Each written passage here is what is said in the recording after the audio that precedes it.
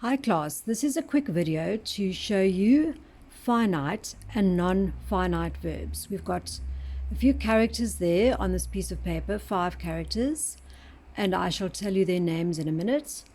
I just want to remind you that when we talk about finite verbs, like here I've got finite fani, you must remember that this is one sort of layer or sort of overlay to talk about verbs.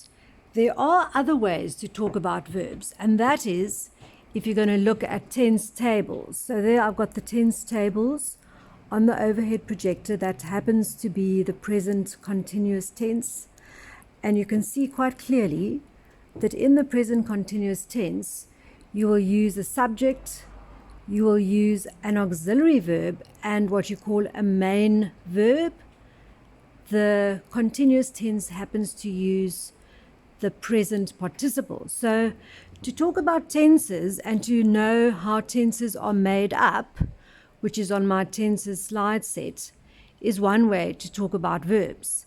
But you also need to know about this layer, which is the different finite and non-finite verbs. So here you have finite fani. Finite fani is really the main guy.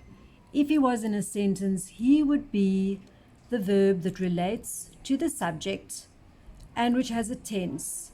So he really drives the sentence forward. Finite fani also has a little helper, a little scarpoinky called his auxiliary dog, because as you know, auxiliaries are helpwoorde. So I will show you in a minute how sometimes his auxiliary dog can take his place as the finite verb in the construction. So more about finite fani and his auxiliary dog in a little while. You might have met some of these other characters before in my other lessons, but just to show you, I've got these beautiful 2 giggly girls called present participle and past participle. We've got the past participle on the left, and we've got Miss Present participle on the right. She's whispering. Whispering with the ing is, of course, a present participle. And I've got an example here of the past participle. She has heard the secret. Heard. So there you have the present and the past participle. They're great because they can fit in everywhere. They play for little girls. They sort of squeeze in wherever you need them, into continuous tenses and into perfect tenses and into continuous perfect tenses. So they're very dexterous because they're very playful, very giggly. And here you have Miss Past Participle, who's reminding you that she's the third one, and her friends, who are the simple present tense, eat, and the past tense, ate, become her. Under her arm is eaten. So you'll remember those columns. She's V3, she's the third column. So there you have the giggly girls, the past participle and the present participle.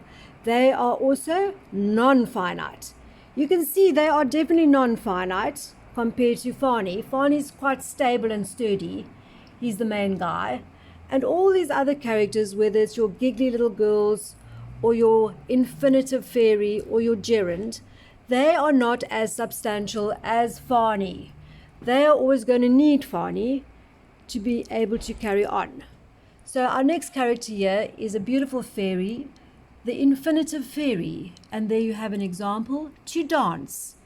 If a word or if 2 words have a to in, to dance, to eat, to sing, to love, that is your infinitive because of the to. The infinitive fairy definitely needs fani. For instance, I love to dance.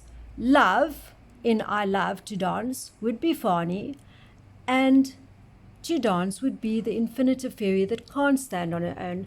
She's much too dainty. And then, of course, the dainty gentleman we have here is called gerund. I have introduced you to gerund before.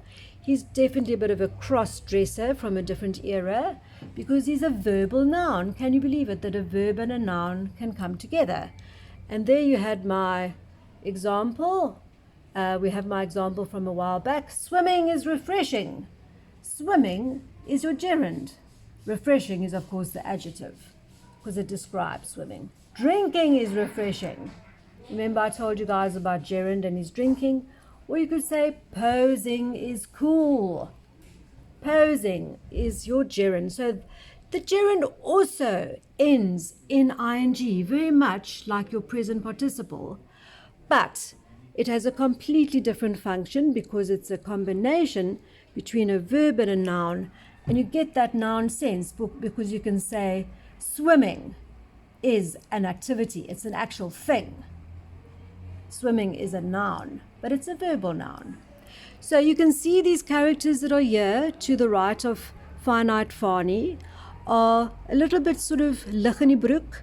So they are all non-finite and they're going to definitely need Fani to stand upright. So I'll give you an example here. Here you have your little sentence. My sister went to school to become a doctor. So the finite verb there is went. She went. A finite verb agrees with its subject. So the subject there is my sister, or you could say she. The concord looks perfect because it's my sister went. And then it has to have a tense. And you can see here your tense is past tense because it's not my sister goes, it's my sister went. Okay, so she went to school. She's obviously finished her high school already. My sister went to school to become a doctor. That's your non-finite verb, the infinitive fairy. So can you see how your finite verb can live together with non-finite verbs in one sentence? And I've got a few examples up here. She eats cake. You guys can probably deduce that eats is your finite verb. It's got a subject, it's got a tense, which is present simple tense. The other three you can try to do at home. He said that swimming is refreshing.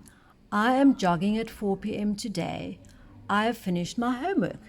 Now go and ask yourself, which are they?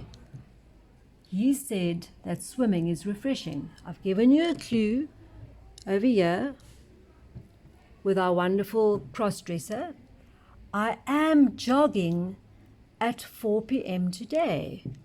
I've given you a clue there with one of our little giggly sisters, and I have finished my homework. I've given you a clue there with our other giggly sister.